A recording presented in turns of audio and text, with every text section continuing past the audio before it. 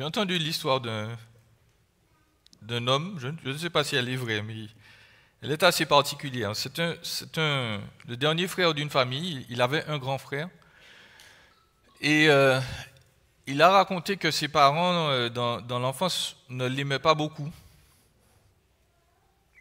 L'aîné, c'était le préféré. C'est lui qui avait les plus beaux jouets. C'est lui que les parents voulaient aider. S'il fallait congratuler, célébrer quelqu'un, c'était toujours lui, l'aîné. Et puis, lui, le dernier, et donc l'aîné a bien réussi aux études. Il a voulu aller à l'université et ses parents lui ont dit, écoute, on va t'aider à payer l'université. Alors que le cadet, lorsque ça a été à son tour d'étudier, il ne voulait pas forcément faire des études à l'université, il voulait juste aller cégep, collège, apprendre un métier. Et ses parents lui ont dit, débrouille-toi. Et c'est ce qu'il a fait. Il a fait des prêts, il a travaillé comme il a pu. Et il s'est acheté un trailer, une caravane, pour pouvoir vivre. Il a réussi à décrocher un travail. Le patron l'a autorisé même à parquer son trailer au fin fond de l'usine, là. Et pendant des années, donc, il a trimé, il a travaillé, mais il travaillait dur, il a gravi les échelons, il a réussi à trouver une meilleure job, et puis il a acheté la maison de ses rêves. Et pendant toutes ces années, donc, il n'avait aucun contact avec ses parents. Quand il est parti, c'est tout juste si on ne lui a pas dit bon débarras, il était sans nouvelles. Et après des années, il a acheté la maison de ses rêves, une belle et grande maison. Il était seul dans cette maison, il était content. Mais un jour, il y a quelqu'un qui est venu sonner à la porte. Donc il se lève. Et puis qu'est-ce qu'il voit sur le seuil de sa porte? Il voit ses parents avec son frère et sa belle-sœur. Et les parents lui disent, nous avons appris que tu as acheté une maison. Nous sommes très contents pour toi. Et ils ont forcé l'entrée, ils sont entrés dans la maison, ils se mettent à regarder la peinture, les belles fenêtres. Et ils disent à cet homme, écoute, notre maison est trop petite, on va s'installer chez toi. Sa belle-sœur lui dit, nous avons 4 enfants, tu as beaucoup de chambres. Ah, écoute, c'est la maison rêvée. Qu'est-ce que vous auriez fait? Bon, ben, lui, il les a tous jetés dehors. Il dit, non. Personne ne m'a aidé à construire ma maison. La porte se trouve par ici.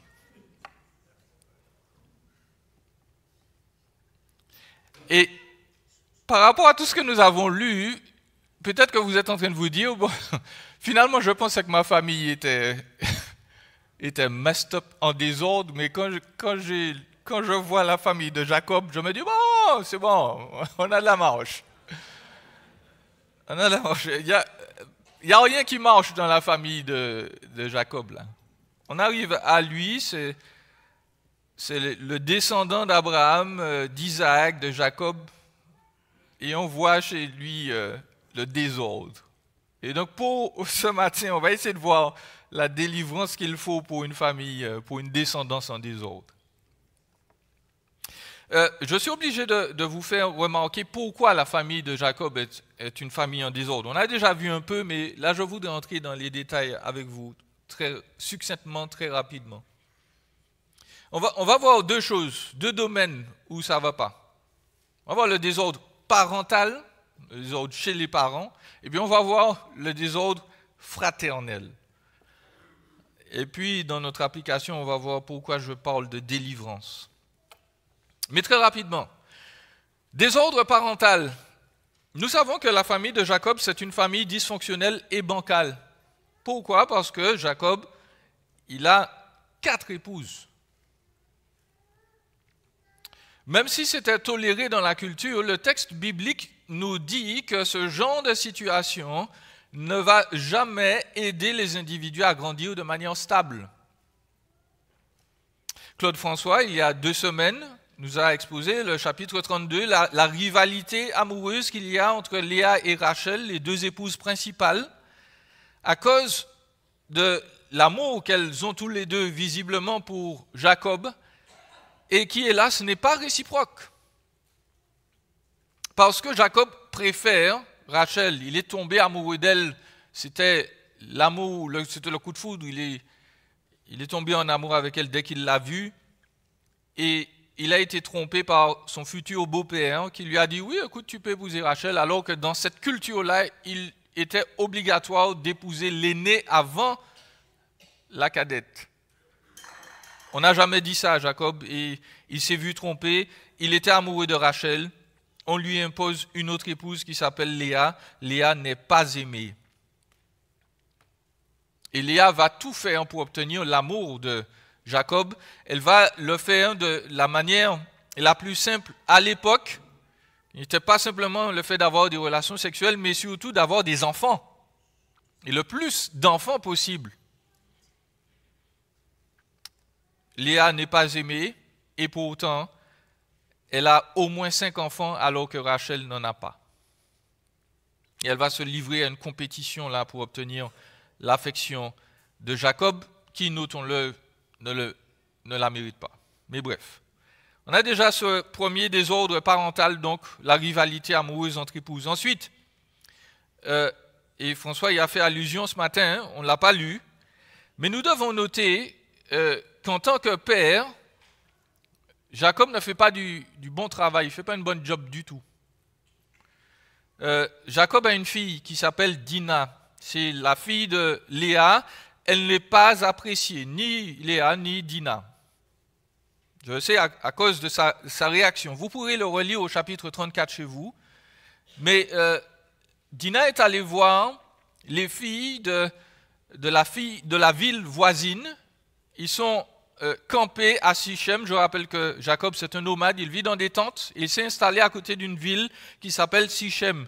Et Dina, sa fille, veut rencontrer, c'est un peu normal, c'est une adolescente, elle veut voir les filles de la ville. Et ne voilà-t-il pas qu'elle rencontre le fils du maire de cette ville qui s'appelle lui-même Sichem. Et ce jeune homme lui raconte ce que les hommes veulent raconter quand ils veulent séduire une femme. Tu es la plus belle, il n'y a personne comme toi, etc., etc. Sauf que Sichem est un vrai pervers parce que non seulement il séduit Dina, mais il la force à avoir un rapport avec lui. Le pire est qu'il la séquestre, l'oblige à rester là, et parvient à convaincre Dina, dans toute sa perversité à lui, qu'il l'aime, il est prêt à l'épouser. C'est ça que nous dit le texte. Et je dois m'arrêter ici pour préciser que l'outrage que subit Dina ne doit jamais être ni occulté, ni excusé.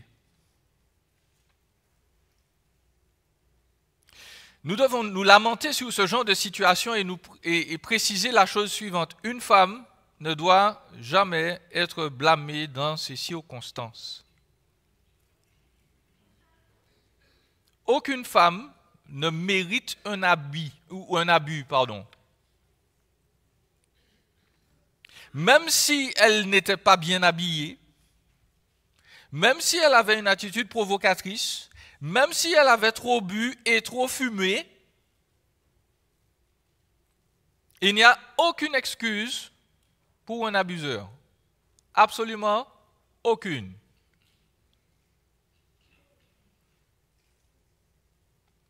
En fait, s'il faut blâmer quelqu'un dans ce récit, figurez-vous que c'est Jacob. Vous allez me dire, mais Jacob, il n'a rien fait. Mais précisément, il n'a rien fait. Jacob est au mauvais endroit, au mauvais moment. Jacob, son père, le père de Dina, Vous pourrez le relire chez vous au chapitre 28, versets 19 à 22. Jacob avait promis à Dieu la chose suivante. Il lui avait dit, si Seigneur, tu me ramènes ici, sain et sauf, en un seul morceau, je vais revenir sur ce lieu là où je te fais cette promesse et je vais t'adorer là. Ce sera la maison de Dieu, Bethel. Où se trouve Jacob? Sichem. Il s'est installé. Jacob a fait une promesse à Dieu et comme d'habitude, parce que c'est son caractère, il sait que Dieu existe, mais il pense que on peut faire des bargains avec Dieu, on peut faire des deals avec Dieu, on peut faire des affaires avec Dieu et puis lui mentir, parce que bien entendu, Dieu ne fait rien. Donc, Jacob n'est pas là où il doit être, il est à Sichem. Sa fille s'est retrouvée là, sa fille a été abusée. Pire encore, l'Écriture nous dit qu'après que Dina ait subi tout cela, eh bien son père ne fait rien du tout.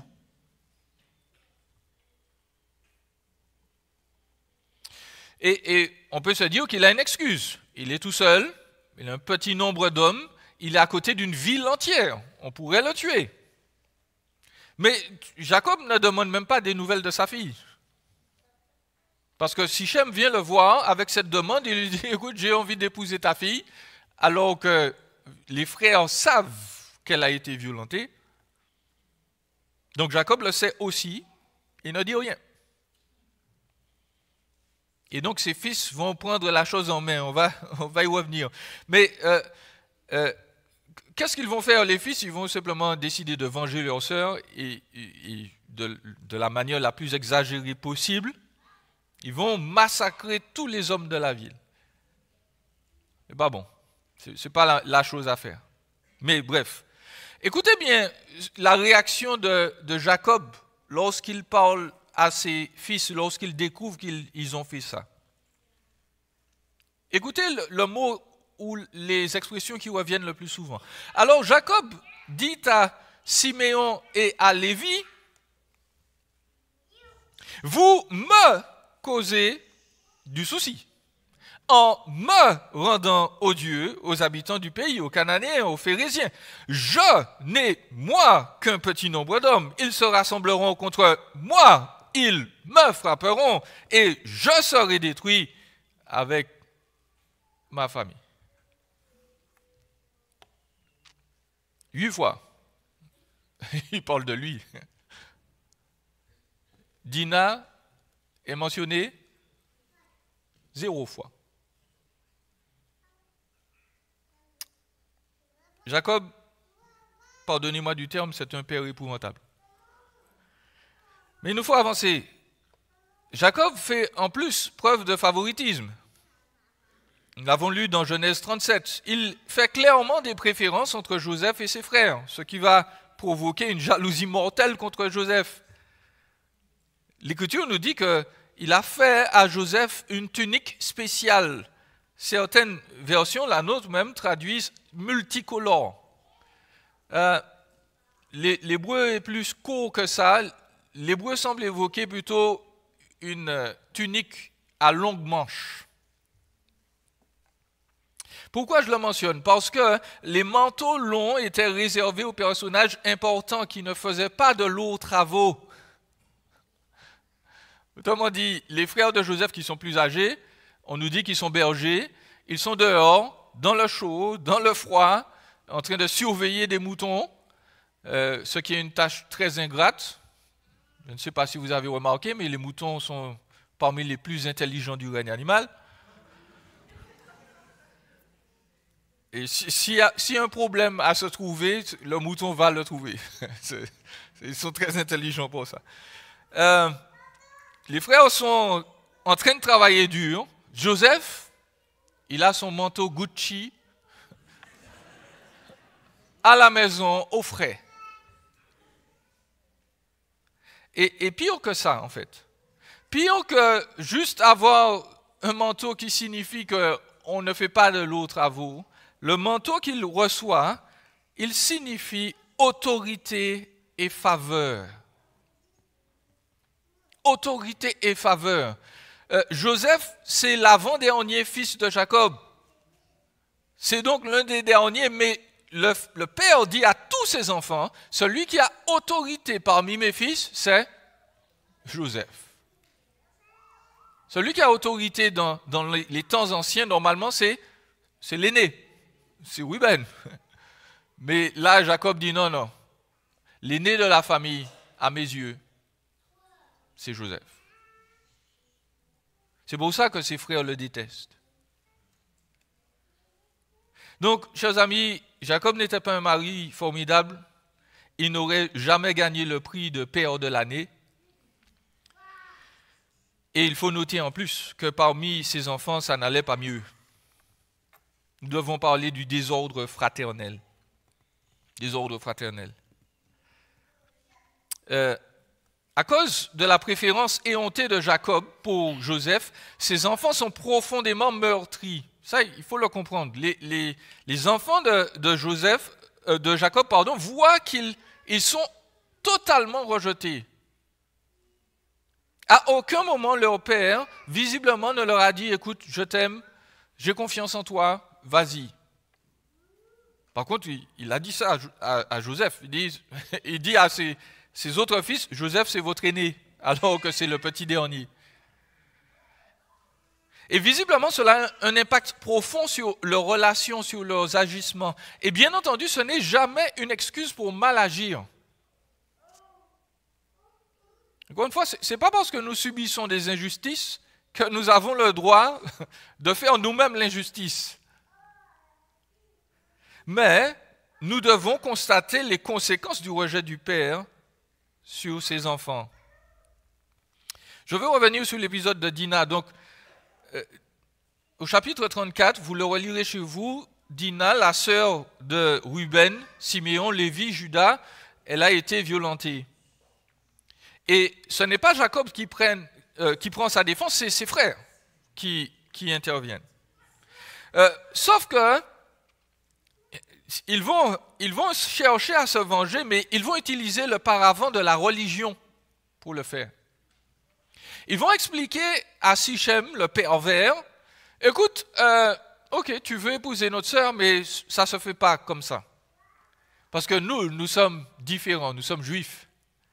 Donc, si tu veux entrer dans la famille, il faut que tu deviennes juif toi-même.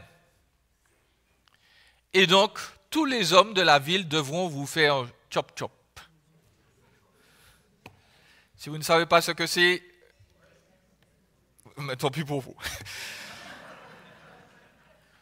Et donc, Siméon et Lévi profitent de cette occasion. Les hommes de la ville se sont tous fait circoncire. Et bien entendu, ils sont dans un état lamentable. Ils ne peuvent pas bouger.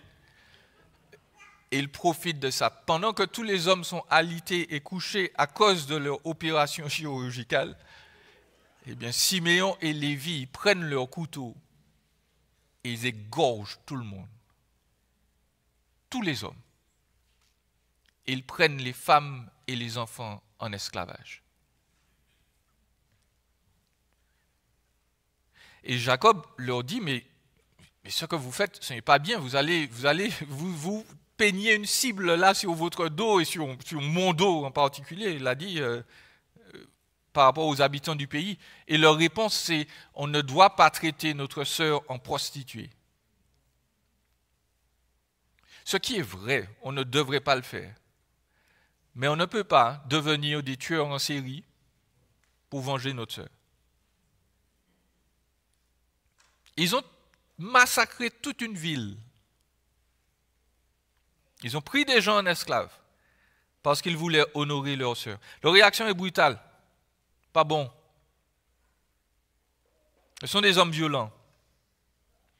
Deuxièmement, la fratrie de Jacob est agitée encore par de la perversion.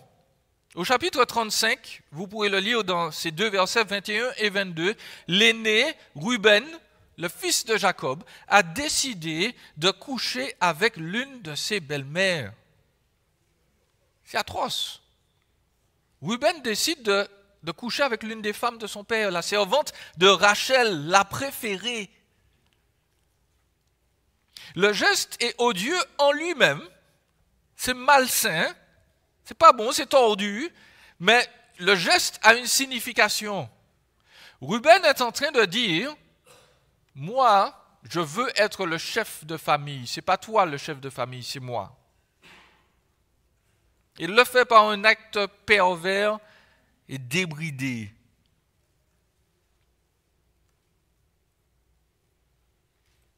L'Écriture souligne en plus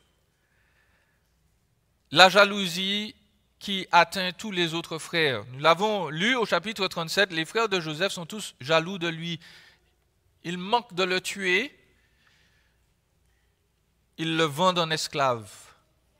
Et ils font dire à son père, écoute, ton fils est mort. Ils prennent le fameux beau vêtement Gucci, ils égorgent un animal, ils versent du sang dessus et puis ils envoient ça. Ils n'en vont même pas en personne. Ils envoient ça à leur père, ils leur disent, vérifie, on dirait que c'est Joseph. Et donc, ils sont jaloux de leur frère, ils le kidnappent, ils le vendent et ils mentent à leur père. Et on peut se demander, mais pourquoi font-ils ça?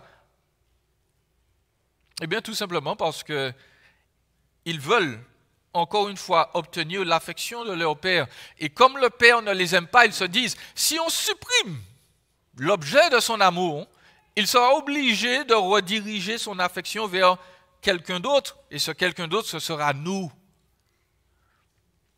Et hélas, ça ne marche pas, parce que dès que Joseph apprend que son fils est décédé, soi-disant, eh bien, Jacob, il entre dans une grande dépression qui va durer plus de 20 ans.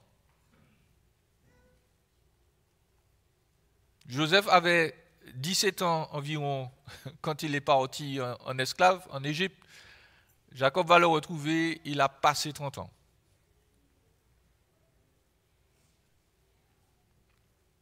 Personne, en tout cas aucun des frères n'a obtenu ce qu'il voulait.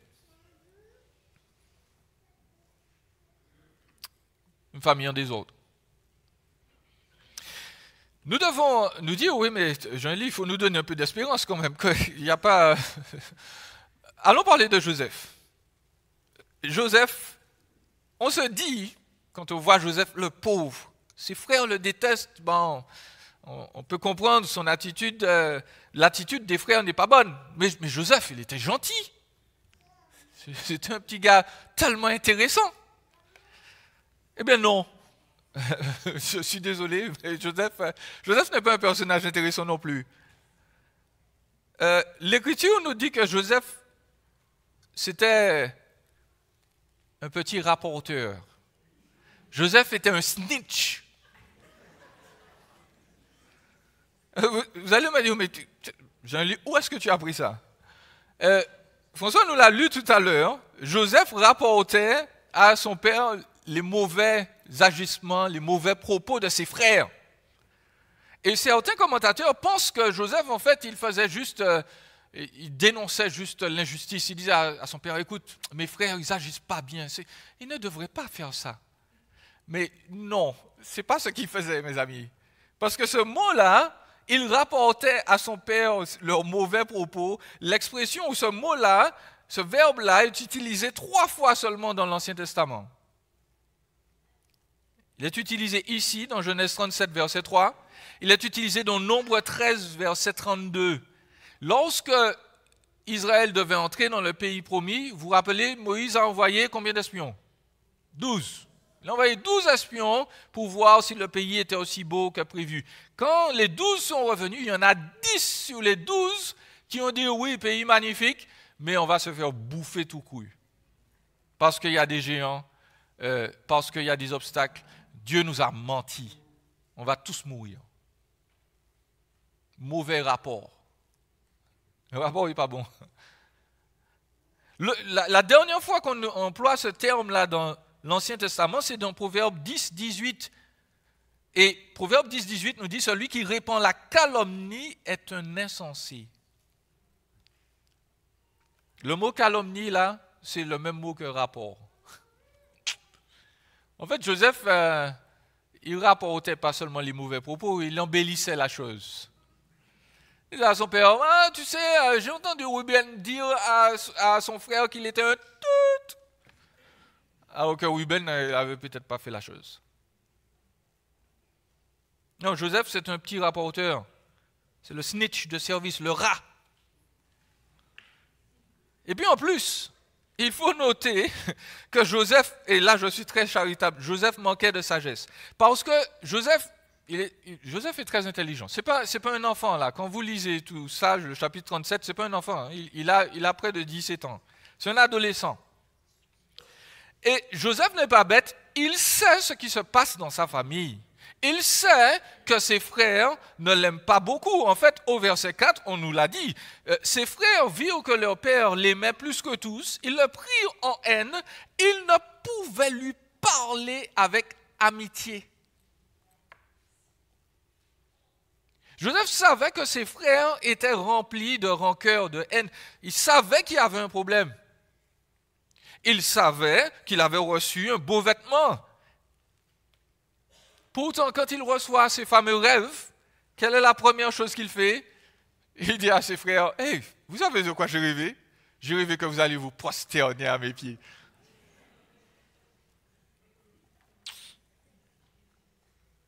Pas une fois, 2 fois.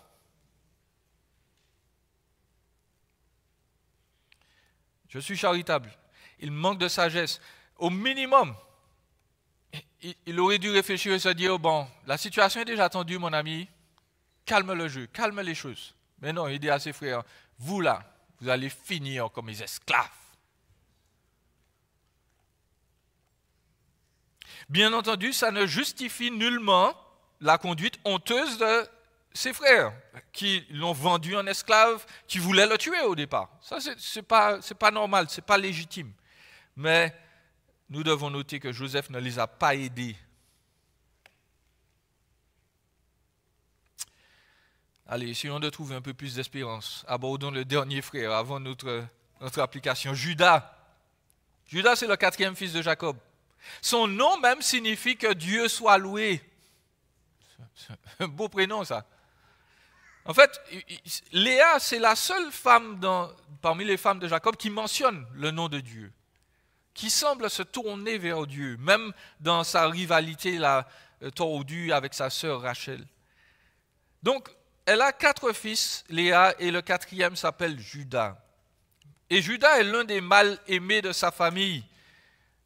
Et on a envie de se dire, mais pourquoi on parle de lui? Pourquoi on parle de Joseph et après on nous parle de Judas? Bon, c'est pour premièrement souligner que Judas a des problèmes, de graves problèmes. Judas, c'est celui qui va proposer de vendre Joseph. Lorsque Joseph va venir, il sera tout seul. Ses frères vont dire, bon, allons tuer monsieur. Judas va dire, calmons-nous les gars, c'est notre frère. Allons le vendre plutôt. Waouh. Merci beaucoup mon ami. En plus, il dit, allons le vendre. Donc il s'attend à ils veulent un peu de monnaie. Donc Judas, c'est pas un modèle de vertu. Il propose de vendre son frère. Ça va le sauver peut-être de la mort, mais c'est pas plus honorable.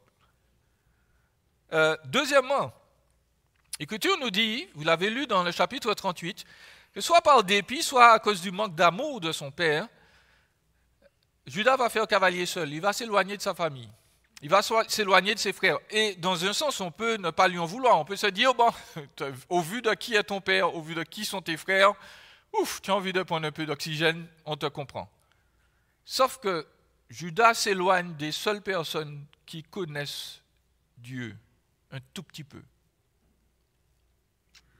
Il va se rapprocher de personnes qui non seulement ne connaissent pas Dieu, mais préfèrent adorer d'autres divinités, et cela va avoir des conséquences terribles pour lui. Il s'éloigne de la communion fraternelle, il s'éloigne de la seule connaissance du vrai Dieu, et cela a des conséquences terribles pour lui. Dans son mariage, vous l'avez entendu, il a épousé une Cananéenne. Une femme, et le problème n'est pas avec la femme en elle-même, mais ses croyances, ce qu'elle représente. Cette femme-là ne sert pas le vrai Dieu. Elle s'est attachée aux divinités, Baal, Astarté. On va voir les conséquences dans le récit, mais le texte ne la nomme pas. On ne connaît pas son identité. Et ses fils, les fils de Juda, sont presque tous mauvais. Ils ne connaissent pas le vrai Dieu. Ce sont des hommes pervertis. Et Dieu leur ôte la vie. Juda continue dans sa compromission. Non seulement il a choisi une Cananéenne pour lui, mais il ne corrige pas le tir avec ses enfants. Il veut aussi que ses enfants épousent une Cananéenne, qui elle est nommée, on l'appelle Tamar.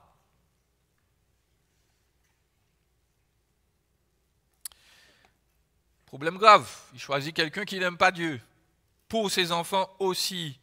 Et puis, lorsque ses deux fils meurent, deux premiers fils, eh bien, Juda va mentir à Tamar. Il va lui promettre un mariage qui ne va jamais arriver. Il va lui dire, oui, bon, écoute, mes deux enfants sont morts. Et je rappelle, l'une des traditions de l'époque, quand un enfant décédait, c'était que le frère épouse sa belle-sœur.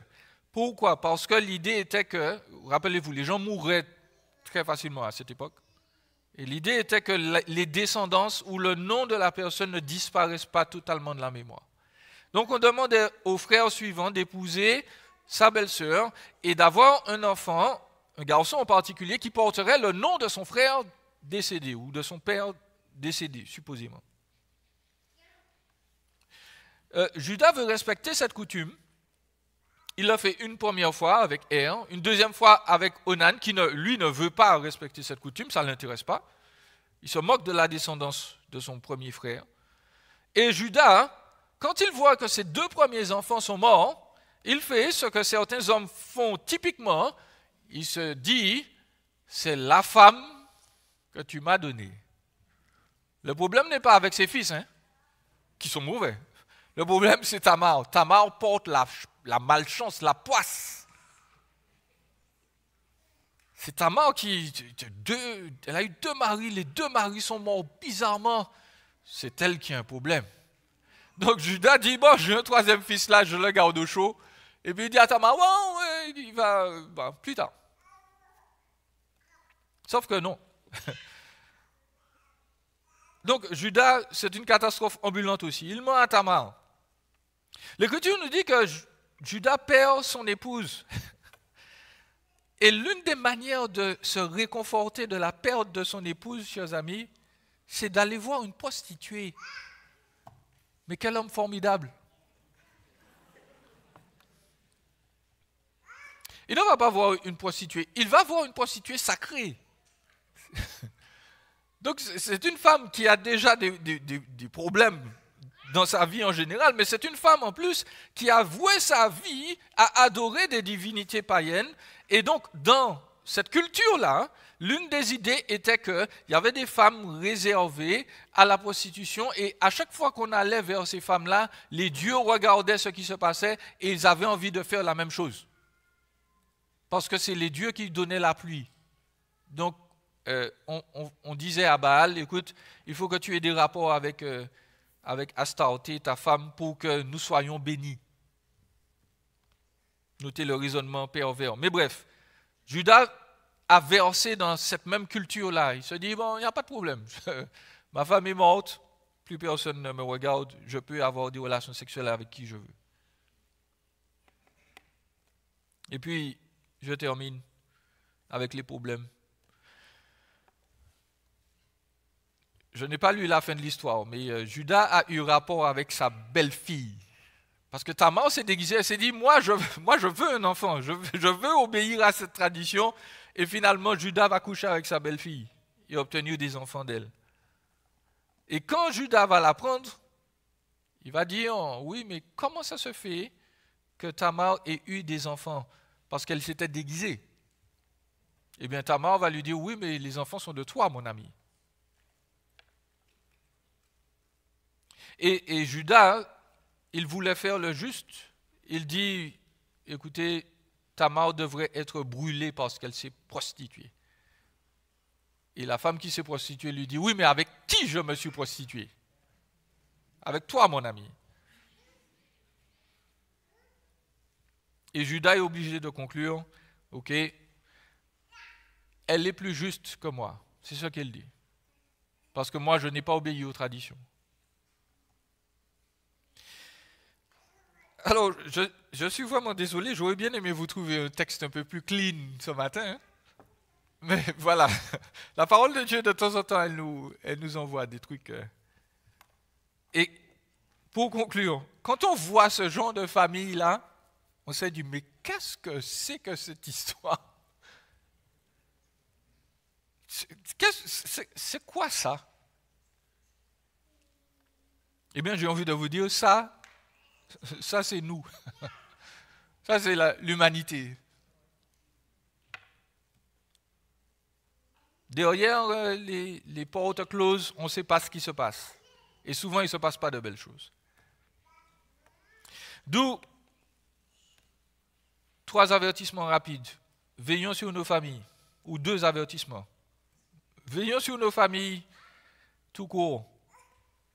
La famille de Jacob nous rappelle que, chers parents, nous ne devons pas faire trop d'erreurs.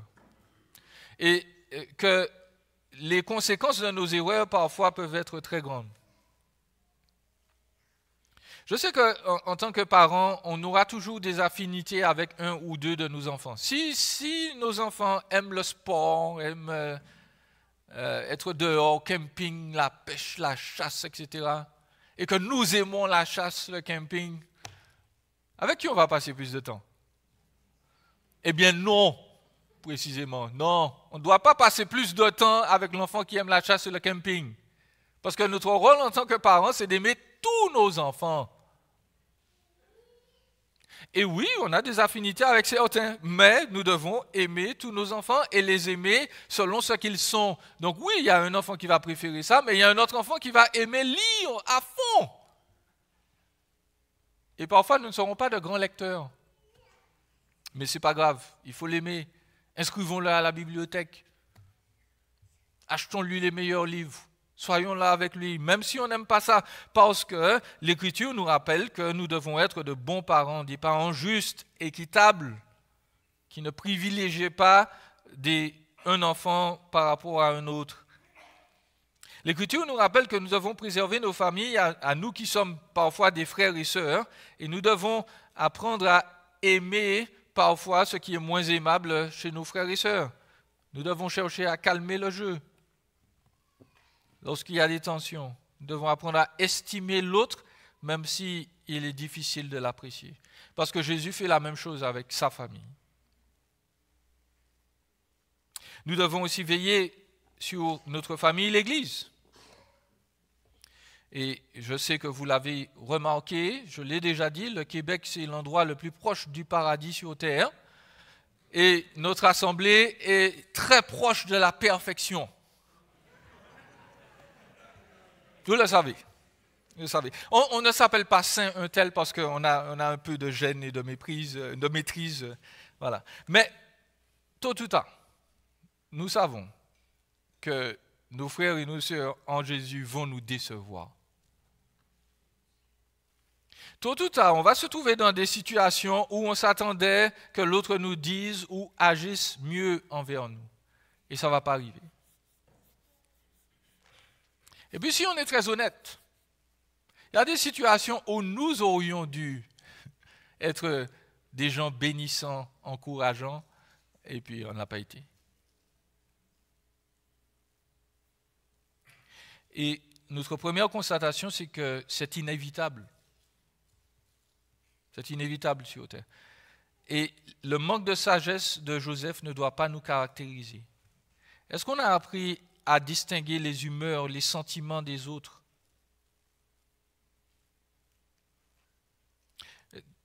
Et dans mon foyer, j'ai dû apprendre à faire ça. Une m'a fait remarquer que j'étais un morceau de bois émotionnel. Je ne ressens pas grand-chose. Il m'a dit, Jean-Élie, il faut apprendre à exprimer ce que tu ressens. Et puis il faut voir quand moi je ne suis pas bien. Il faut faire quelque chose.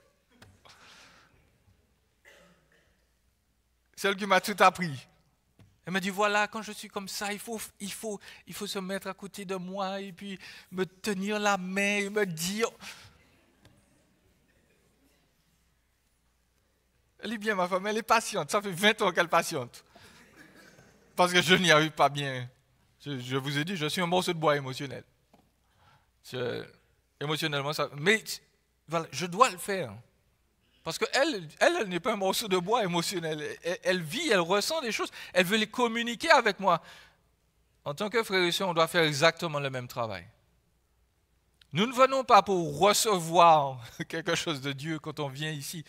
Quand on est aux communions fraternelles, on vient pour donner, on vient pour écouter, on vient pour relever, on vient pour bénir l'autre. Et puis, si nous avons été blessés par l'autre, je le soutiens aussi, est-ce que nous savons parler et puis dire à l'autre ce qui ne va pas, sans haine?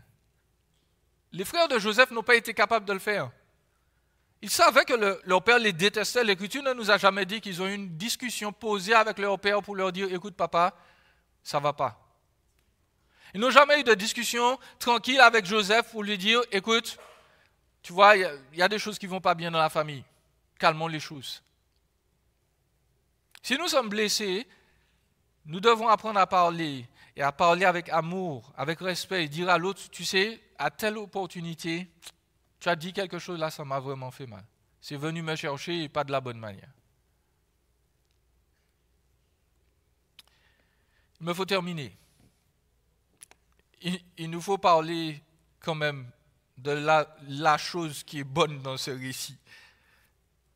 Et hélas, je ne l'ai pas lu. Enfin, notre texte était trop long, je suis même trop long ce matin, mais au moins je dois vous donner la bonne nouvelle. Parce que j'ai parlé de délivrance. Dans tout ce désordre-là, Judas, cet homme-là qui a abandonné sa famille, qui a couché avec sa belle-fille, Judas, c'est lui qui va devenir le chef, l'aîné de la famille. Et c'est lui qui va prendre les responsabilités pour protéger ses autres frères et son dernier frère Benjamin.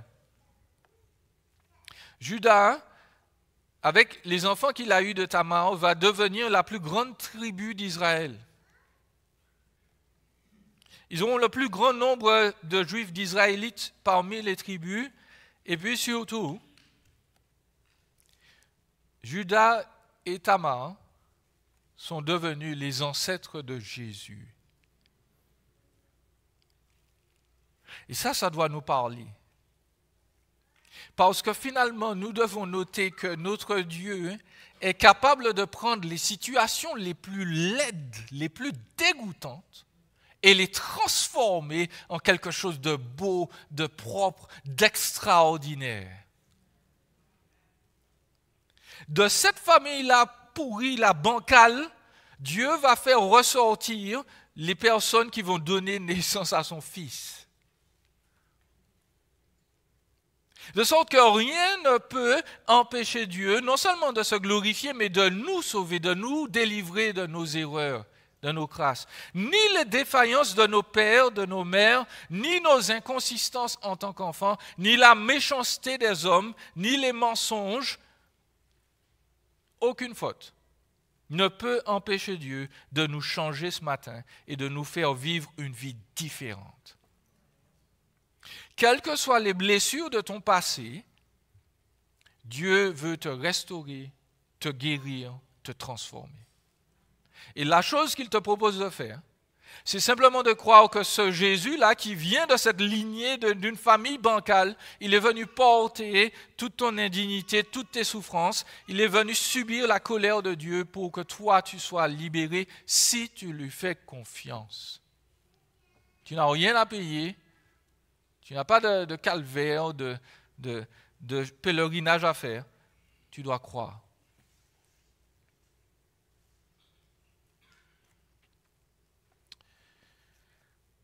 Vous savez, le frère dont je vous parlais au départ, là, qui a jeté sa famille dehors, à un moment, ses parents sont revenus le voir.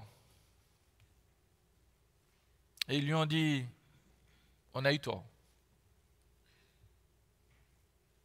Vous savez pourquoi ils sont revenus le voir? Parce que le frère, aimé, chéri, son grand frère, Eh bien, tous les business qu'il avait, ils ont fait faillite. Et comme il n'avait plus d'argent, sa femme a décidé d'aller voir un autre homme. En fait, elle lui a dit, 2 des enfants sur 4 ne sont pas les tiens.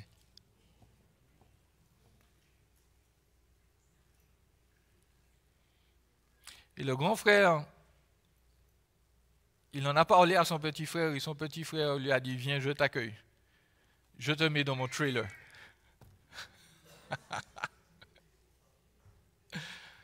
Et le grand frère a dit, pas de problème, je comprends la leçon. On peut changer, on peut être transformé. Quand on réalise le poids de nos erreurs, mais surtout quand on réalise que Jésus est capable de nous transformer. Il est capable de nous changer, quoi qu'il arrive. Son amour transforme nos vies. Amen.